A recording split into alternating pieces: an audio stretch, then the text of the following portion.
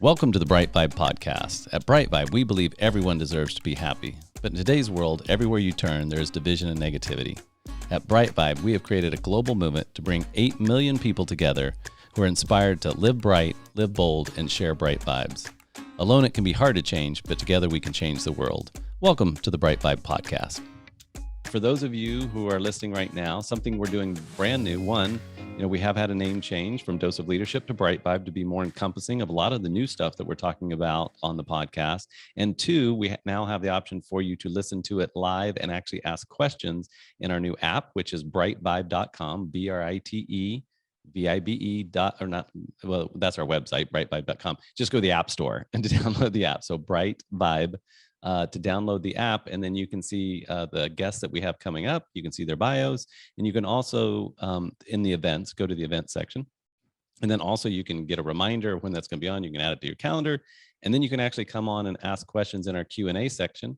You can actually ask questions to our guests. So that's a new feature that we're playing with, that we're having lots of success with, and it's lots of fun. So certainly if you are tuning in, if you're hearing me live, feel free to ask Joe any questions or myself any questions about what we're going to talk about. We talked pre-show. We're going to have some interesting conversation today around health. Joe is been in this industry a long time and very versed in helping people find ultimate health through different avenues. And so I'll read a little bit about Joe's bio just to kind of set up what we're going to talk about. So Joe Rignola is the author of the best-selling books, The Definite Way to Go Gluten Free and Sow. Is that my pronunciation? S-O-W, yeah. So yeah, sow as in sowing seeds. Yeah, planting the seeds it was for probably health. Terrible marketing to pick that title. Well-being and a superhero life. He's hosted several online health events, and he's the co-founder of Rebel Health Tribe and the co-creator of Primal 90, the total mind-body transformation system.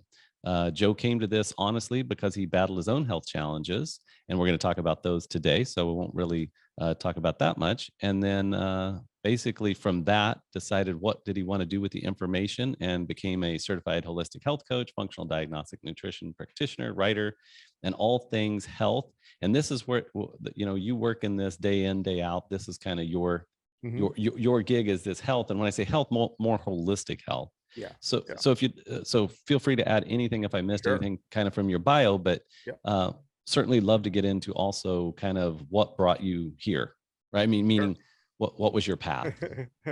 Yeah, it's an interesting meandering journey for sure. That bio is it's cool to hear you read that. It was one of the older bios that I've had. I haven't really thought about those books in a while. I wrote that original book, The Definitive Way to Go Gluten Free, about 10 years ago. Oh, wow. And my wife has celiac disease, and we only discovered that when she was probably around 30 years old. Oh, wow. And so in sort of doing research on gluten-free diets and gut health and all that stuff, being the team player that I am, I went gluten-free also. It's like, lo and behold, I felt so much better. Right. And so we have this entirely gluten-free household, and super grateful for it. I learned so much about it. And, I always say the best way to learn something is to try and teach it. Yeah. Right? Definitely. And so that was the idea with that book is, I wanted to really understand the science of it. So I dug deep into the science of gluten-free and gut health and the microbiome and inflammation and all that stuff. And I put everything I learned into that book. And, somehow it landed as an Amazon bestseller. That's awesome. Through some a lot of hustle and marketing and just being really forward with the information. So since then, founded a number of different companies. And the one that I'm on right now is called wellconnected.tv. Which is a community of about 180,000 people. And we just share a lot of this health information. I have a lot of information on gut health. I've started a new project about stress, anxiety, fear, overwhelm, trauma, energy work, and things like that. So that's a newer project that I just started working on. And people will be able to see that probably in the next 6 months or so. Nice. And then there's another documentary on the pipeline called The Other Side of Fear, and just there's so much going on.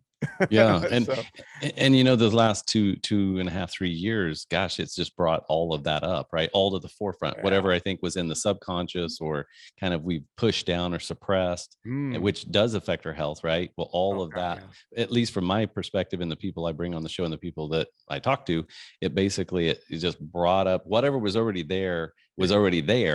It just magnified it, brought it up so we could actually see it like in front of our face and go, I know I faced some of my worst, deepest fears during the last 2.5 years. In fact, I joked on one of the podcast shows that, I literally thought when they said dark night of the soul, that was like a night, like one night you actually have this dark night of the soul. I didn't realize this could be months. It could be years. It could be if you're not facing your stuff, it could be decades or your whole life you could spend in the dark night of the soul. And so like when it hit me, I was just like, this sucks, right? It was like not a fun experience. And so, and I think, you had brought up in the pre-show a little bit, with fear, if we don't confront our fear, then it can manifest in ways that we're not good for us, right? Yeah, I think anything that we suppress, any emotions, any fears, any traumas, any experiences, anything that we suppress is going to control us. Right. The more we try to suppress it, the more it's going to control us. And we have this, we all, and I've been super guilty of this myself, we all try to numb ourselves. Anytime we have any sort of feelings of discomfort, of fear, of pain, of what we deem negative, quote unquote, negative emotions, we try to stuff that down with social media, with scrolling on our phones, with video games, with substances. And so, I actually thought of this morning. It was one of the ways to be the happiest is to not be afraid of being unhappy. Interesting. So the more we run from those emotions, the more it's going to control us. And that's true of childhood trauma too. And what's tricky about that is sometimes we're not aware of the trauma as something that could have happened to us very early on that we didn't necessarily suppress, but it's sort of been obscured from our conscious thinking for a variety of reasons. So sometimes you need to sort of acknowledge that, even if you don't completely know what the trauma or event or experience was, just acknowledge that something happened that sort of caused us to think a certain way, to act a certain way. And instead of immediately trying to numb those feelings or those emotions, you have to really dig deep and feel them with intention.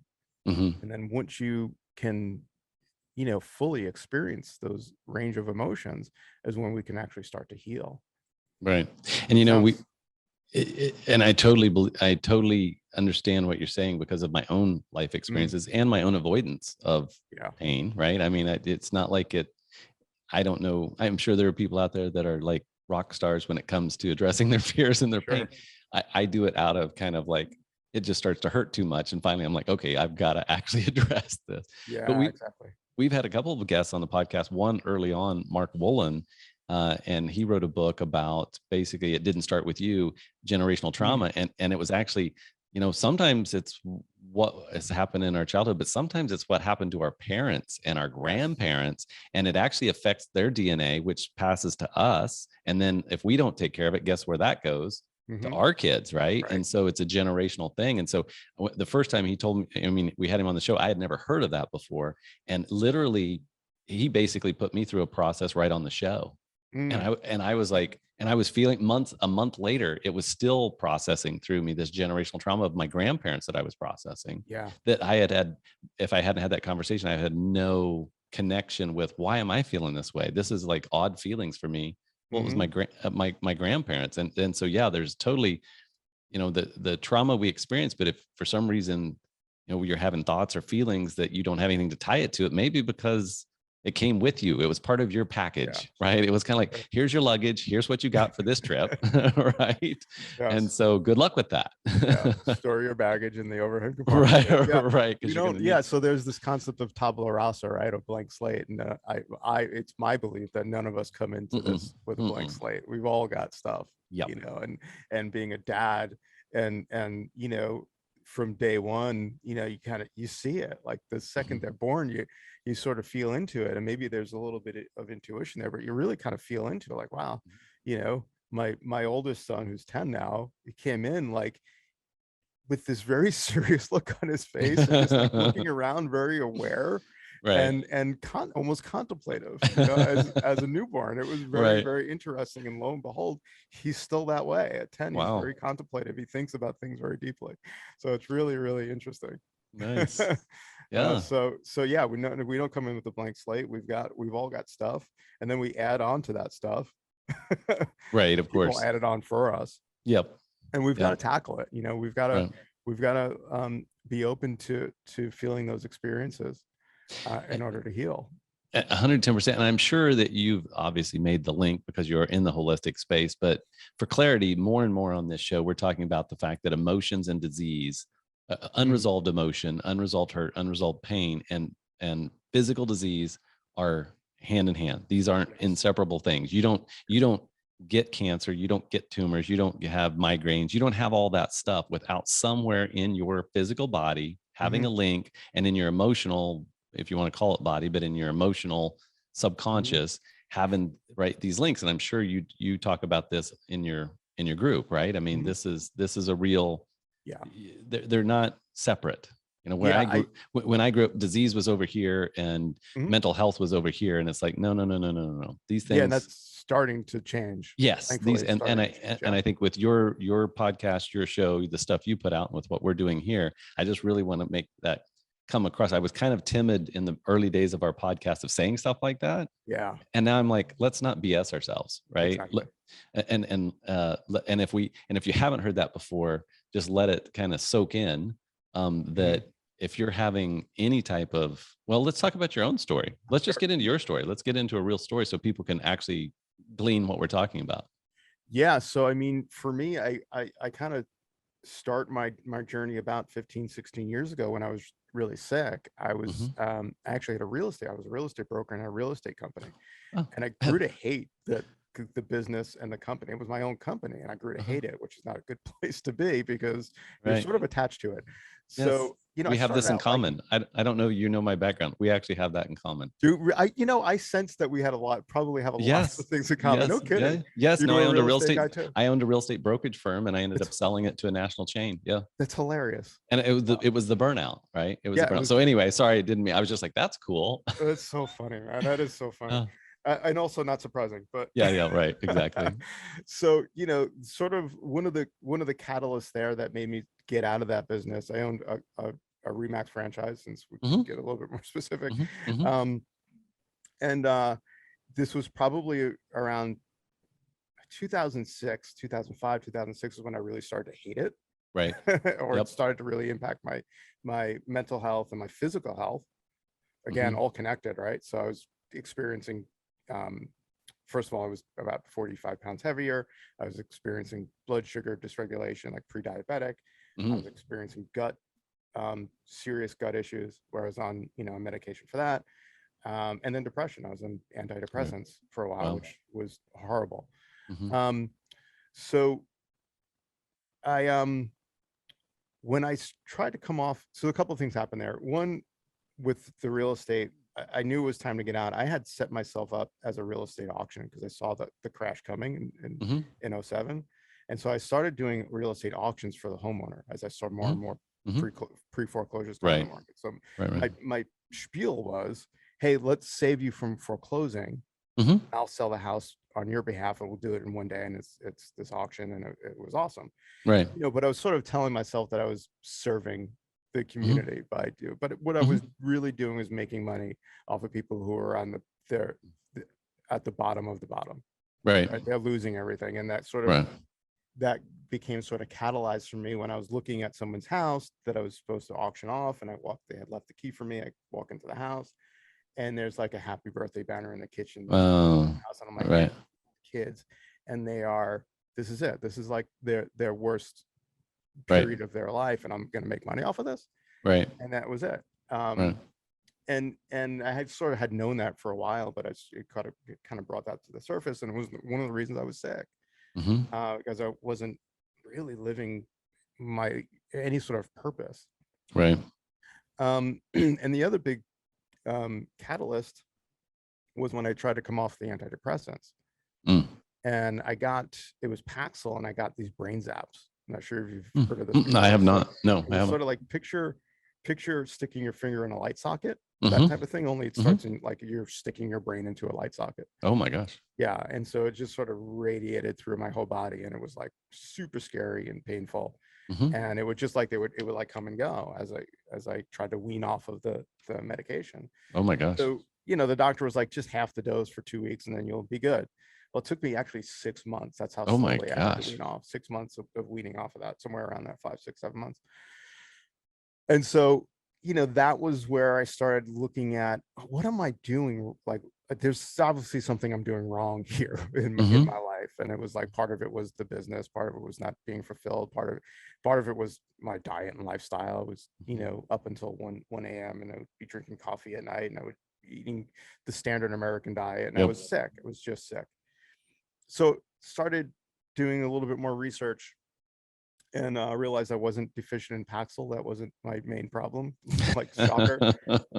Changed up my diet, changed up my lifestyle, started getting better sleep, started, getting some appropriate exercise, and turned my health around. And just became so grateful for having that sort of level of energy and health back, that I left the real estate company, just kind of walked away from it, and went back to school for health and nutrition. And oh wow, that was a huge shift.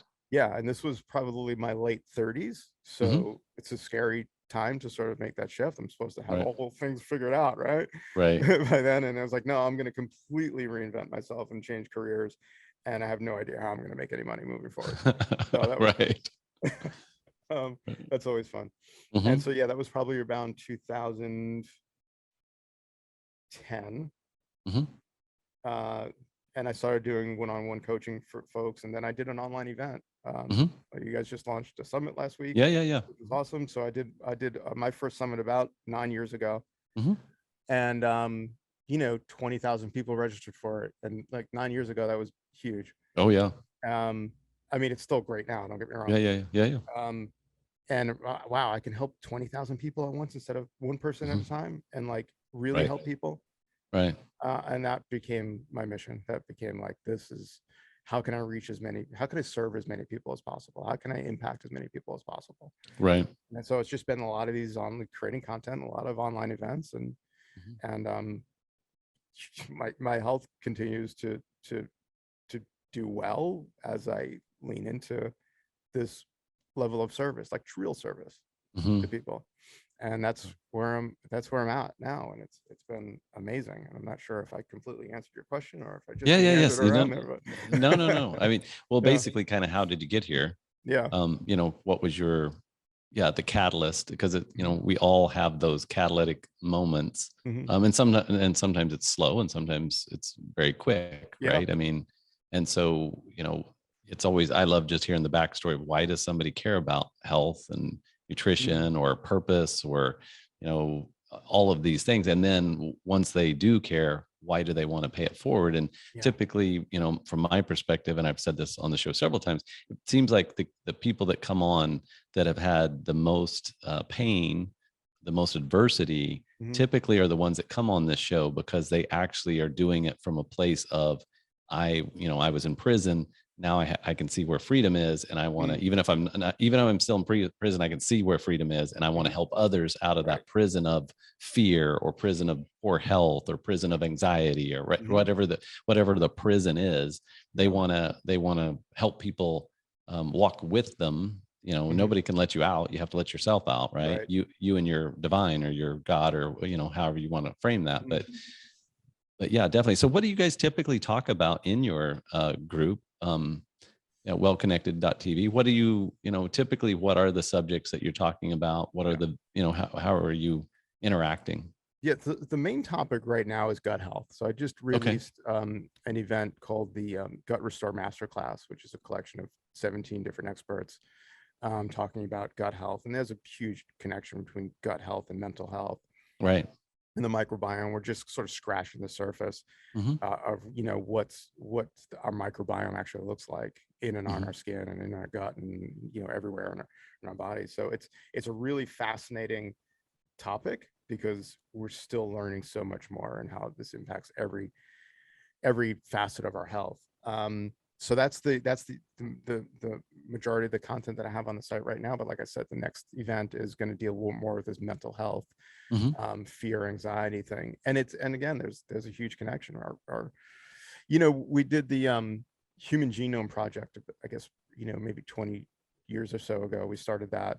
And we're humans, right? We're these super complex organisms that build skyscrapers and iPhones and crazy stuff. So we just assumed we were going to have somewhere around 120, 130,000 genes. Like, of course, because we're human, we're supposed to be so awesome.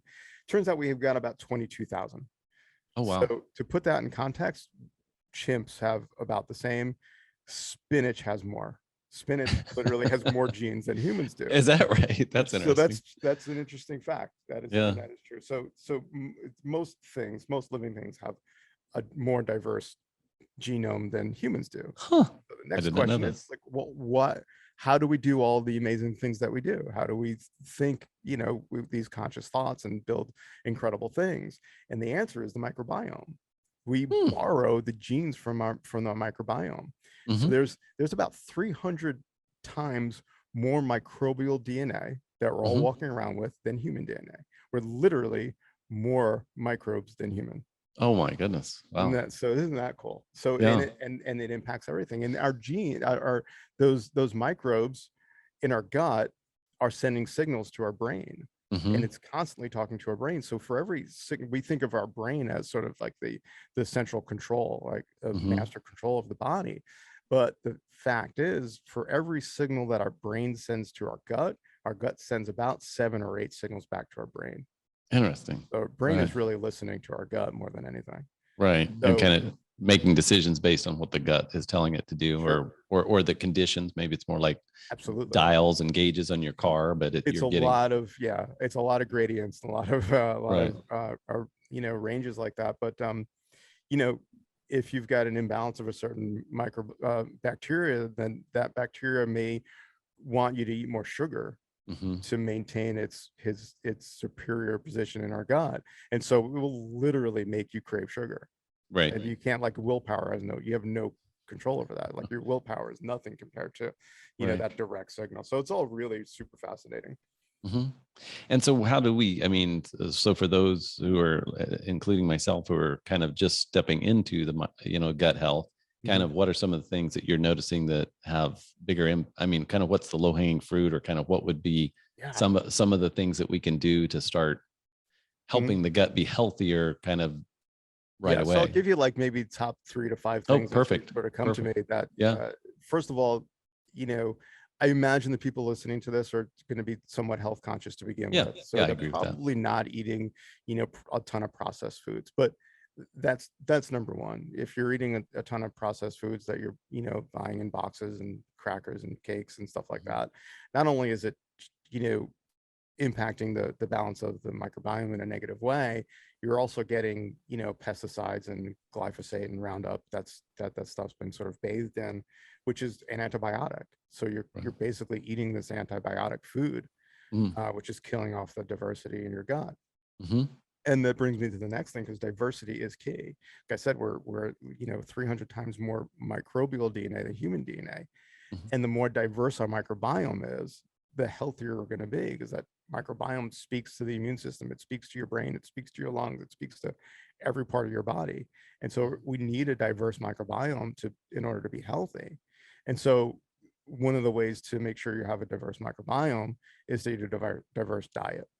Now, a ketogenic diet, or in some cases a carnivore diet, is appropriate as a therapy for the right person, but it's not the ultimate fix. Right. What we want is, a diverse amount of plant foods. Right. That's not to say we shouldn't eat any meat. I eat, something of a paleo-ish diet, but with a very high amount of plant foods. But everyone's different. And so I'm not here to sort of preach any particular diet. I don't believe that there's any one diet that's going to be right for everyone. So it's really just a matter of listening to your body. But one thing that I will say that's important is diversity, different fibers, different plant material, resistant starches and things like that. So the more diverse you can make your diet, the more diverse your microbiome, the better your health will be. Excellent. And that's, and we hear we should eat our vegetables, but we don't necessarily hear as a culture, but we don't necessarily hear diversity. It's like, don't eat the same vegetables, try to mix that up, or, kind of, I've heard it like eat the rainbow or something, but, pick different colors and different, of fruits and vegetables, pick different colors because each of those have their own properties and their own health benefits.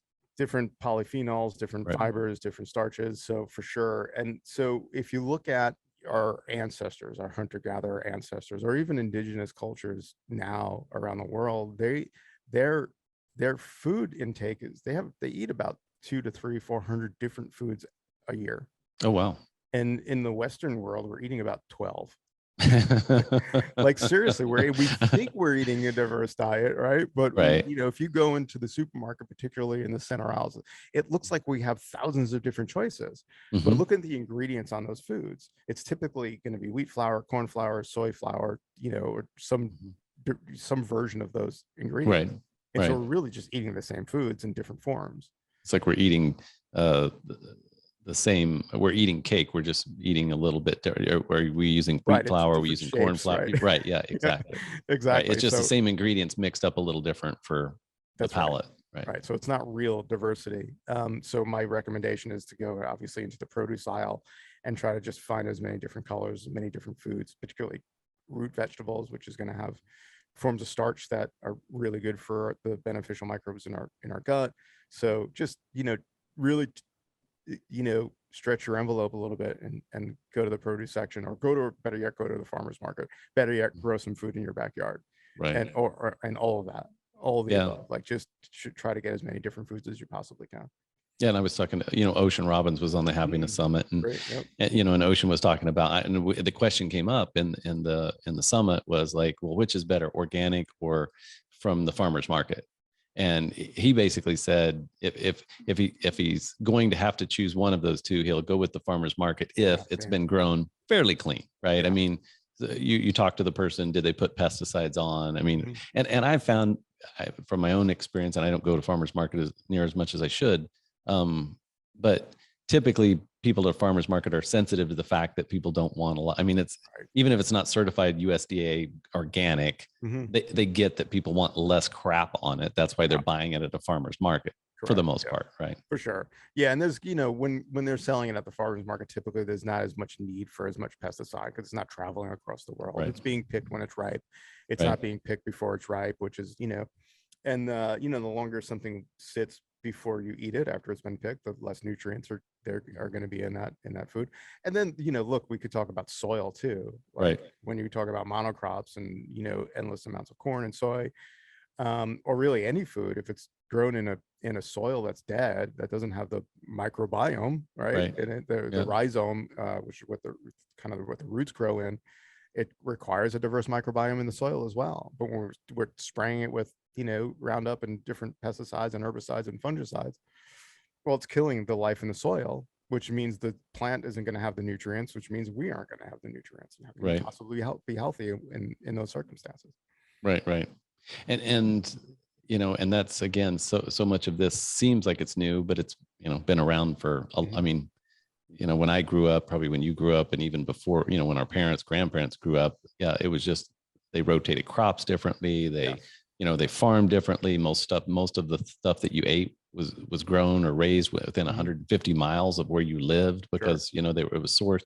And so it's just, now we have food factories and all this stuff. And so it's just a different, it's funny how the pendulum's coming back the other way. It's kind of like, or organic, the food that your grandparents ate, right? Yeah. It was just by default. I did. Right. It was just, Yeah, but about 5 years ago, I made a documentary called Grow Food, which is about mainly about a guy who was transforming people's front yards into a garden. Oh, beautiful. Food garden. It was really a fun project to work on. it's actually on my website, wellconnected.tv, if people want to watch it. Oh yeah, I love it. So it was a fun, it was probably one of the happiest periods of my life making that documentary. It was Is that right? So much fun, which is why I'm gonna start making another one on this whole fear thing called The Other Side of Fear. So yeah, documentary filmmaking is probably my greatest passion. And it's nice. when I'm at my happiest is when I'm sort of creating stories and telling stories in that format. So it's a lot of fun. But yeah, that was really eye-opening to see, this guy just put some flyers out in coffee shops and so forth, asking if they wanted to transform their front yard into a vegetable garden, their front lawn. Yeah. And the first person that said yes,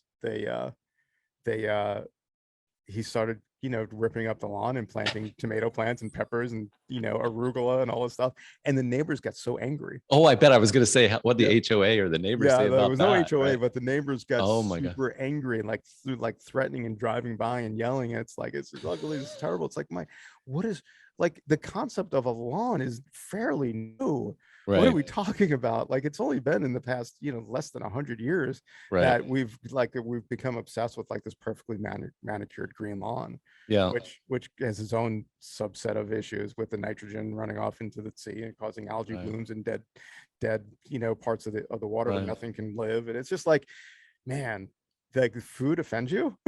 It's crazy to me. It's because it's on someone's front lawn, And I know my head is kind of not necessarily in mainstream, but I still have a foot in mainstream, and I've wondered that, especially in the last 2 or 3 years. It's just like, I just look at the lawn and I think this is just such a waste, right? I mean, I have a lawn, and front yard, backyard, side yard, all yards, landscaping, all of the stuff, right? Yeah. I think I live on, I don't know, 3/4 of an acre, and most of that's landscape or yard. But I'm just looking around going, Matt, rip up a section of that. You rip up a 10 by 10 part of that and plant some food, man. Exactly. And you know what? The crazy thing is, I actually looked we do have HOA bylaws, and I actually looked on my bylaws, and a garden is actually prohibited in the HOA bylaws. Now, I think even in the backyard. Yep. No kidding. Yep. But I think, for the most part, I mean, it's been there forever. I think if you went to the HOA and said, hey, I'm going to plant a garden in my backyard, they go, okay, no big deal. We'll share some food with folks. Yeah, right. Exactly. If you'll bring me over some tomatoes and some cucumbers, we're all good. There you go. But yeah, why don't we grow, vegetables in a garden in our front yard, backyard? Right. For the most part, I've got the irrigation system. I've got the water already in. Yeah, I mean, exactly. It's not like, and I have planted some stuff over the years. We didn't this year. But I might throw out a cucumber plant or two or a tomato plant or two, and I just let the sprinkler system water it. It's like, exactly. It's not that tough. So there's so many benefits to it. It's remarkable. And again, we can get back to the mental health piece of this. Like, exercise is so important for mental health. Sun exposure is so important for mental health. Being in contact with the earth is so important for mental health. Totally. This is really fascinating. This is really cool. There's a microbe in soil, in healthy soil, called Bacterium vaccae. Okay. Pretty sure I'm saying that correctly. I wouldn't know either way.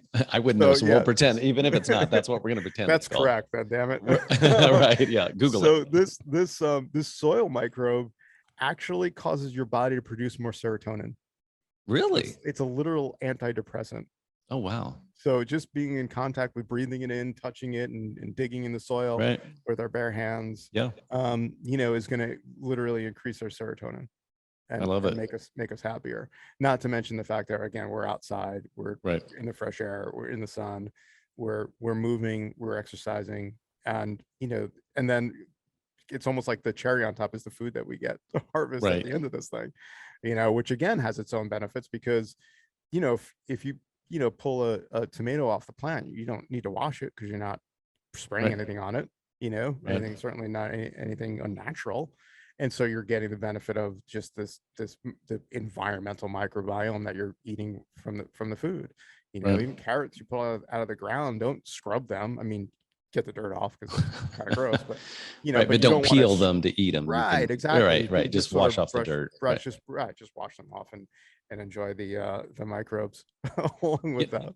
When I grew up, I actually grew up out in the country in Kansas, and we actually had, I want to say this, it was a fairly significant garden, maybe, I don't know, quarter of an acre ish garden. It was a big garden. I mean, literally we'd use a tractor to till it up in the beginning of the year. And then the rest of the year we'd hoe it and stuff like this. And my mom would plant all different varieties of stuff.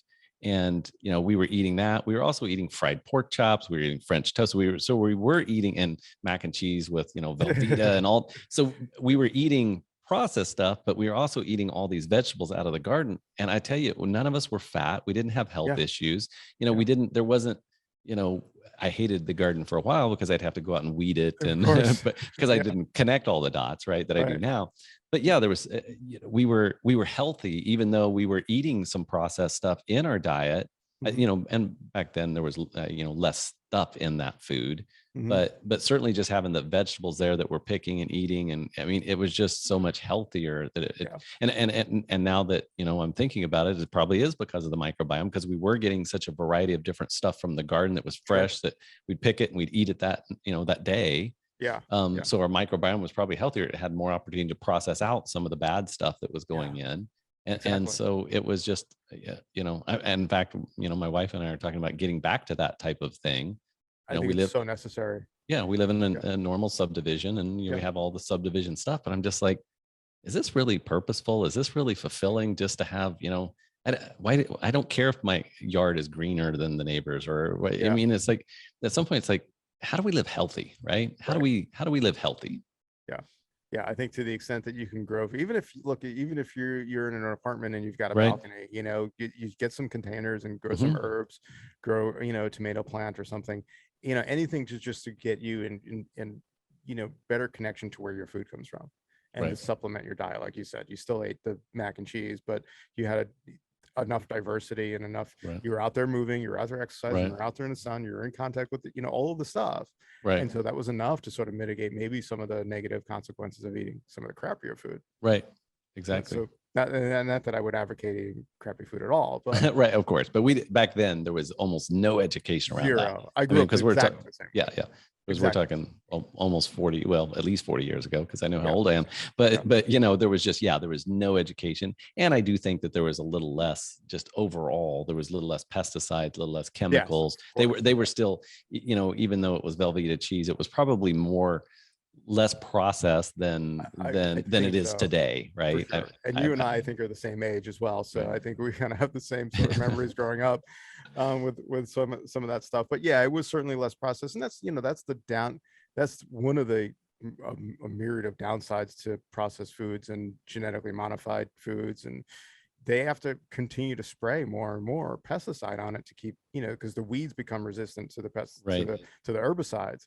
And so they have to spray more in order to keep the weeds down, and so none of it's good. It's all bad, and it's all affecting our health from every perspective, from our physical health to autoimmune disease to gut issues to mental health, anxiety, depression. It's all linked to, it's all connected. Right. And I think that's the important thing. It's all connected. And I think I took us a little bit down a rabbit trail there. I think you had a couple other things you were going to talk about for our microbiome health. So kind of eating more organic, eating more vegetables, eating more diverse. What are a couple other things that we could do that anybody could pretty much do to help heal their gut or have a healthier gut, I guess? So a couple more, make sure that you're eating mindfully.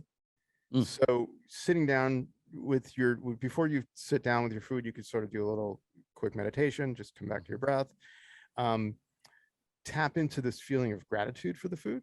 Like think about really be mindful about where your food came from, right? Think about the whole entire process. Think about who may have planted the seeds, who may have helped cultivate, who may have harvested it, who shipped it to the farmer's market or to the supermarket, right? And have this level of gratitude for all of that whole process along the way, and just be super present. And I mean, that's you should always be present no matter what you do. None of us are, but particularly with food, when you can bring that level of presence to your meal, and not eat while you're working, not eat while you're driving, not eat while you're watching TV, just eat. What's the Buddhist phrase? When you walk, just walk. If you run, just run, but don't wobble. Right. So when you eat, just eat. So if you can do that, you're going to actually digest your food better. When you even when you're cooking food, when you're cooking your own food, the smells, the textures, the feel, you actually start the digestion process before you eat. You'll start to secrete, digestive enzymes in your mouth and in your stomach as you're leading up to eating your meal. And so that's how important it is for you to actually be present with your meal as you're eating it. Or otherwise, you're just not going to. You could eat the healthiest meal in the world, but if you can't digest and assimilate it, then there's no point. Right. You're not getting the nutrients yeah. from it. Right. Yeah. Right. So just be mindful of your meal. Be present with your meal. And then the other thing is make sure you're chewing your food. Again, that comes with being mindful, but make sure you're really. There's this saying, you should drink your food and chew your drink or something like that. So you should chew your food to the point where it's pretty much liquid, and that'll help with the whole digestion process. So being mindful, being diverse, chewing your food well. Don't eat when you're stressed out, which is kind of going back to coming back to your breath. If you're stressed out, you're not going to digest your food. If you're stressed out, your body isn't thinking about anything but survival. So it's shunting energy away from your organs, from your digestive tract. So you're not going to digest that food. It thinks that you're in serious danger, because our ancestors had to worry about surviving an attack of a saber-toothed tiger. We don't have that problem today. We just have chronic stress. Right. The physiological process in the body is the same.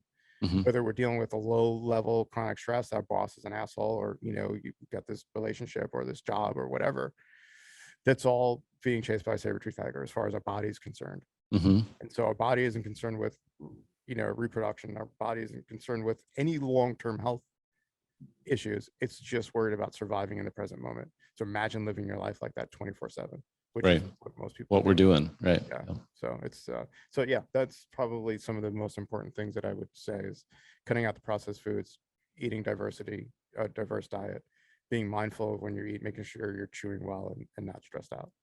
Perfect. I love it. I love it. Well, I know we're gonna.